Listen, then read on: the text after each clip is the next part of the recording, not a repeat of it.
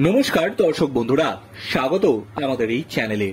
Vote দিতে গিয়ে বিরোধীর মুখে বিজেপি প্রার্থী তাপস রায় আজ সকালে ভোট দিতে গিয়ে কাশীপুরে বিক্ষোভের মুখে পড়েন কলকাতা উত্তরের বিজেপি প্রার্থী তাপস রায়। এরপর বেলেঘাটাতেও তার গাড়ি ঘিরে বিক্ষোভ দেখায় তৃণমূল কংগ্রেস। পরে বঙ্গবাসী কলেজেও বিক্ষোভের মুখে পড়েন তাপস রায়। তৃণমূলের বিরুদ্ধেই অভিযোগের আঙুল তুলেছেন বিজেপি প্রার্থী। জানা গিয়েছে, তাপস রায়ের কাছে এদিন সকালে অভিযোগ আসে যে উত্তর কলকাতা কেন্দ্রের কাশীপুরের 57 নম্বর বুথে বিজেপির ভোটারদের ভোট দিতে বাধা দেওয়া হচ্ছে। অভিযোগ পেয়ে ছুটে যান তাপস রায়। সেখানে যেতেই তৃণমূল কংগ্রেসের কর্মীরা তাকে ঘিরে ধরেন এবং বিক্ষোভ দেখান। অভিযোগ, তাকে বুথে ঢুকতে বাধা দেওয়া হয়। এরপরই তুমুল বচসা বাধে তাদের মধ্যে।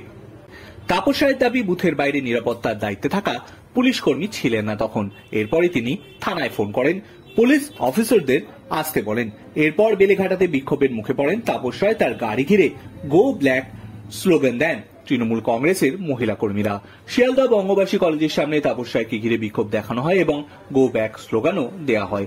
তাপস রায় বঙ্গবাসী কলেজে যেতেই তাকে ঘিরে ধরে তৃণমূল সমর্থকেরা জয় বাংলা স্লোগান দেওয়া হয়।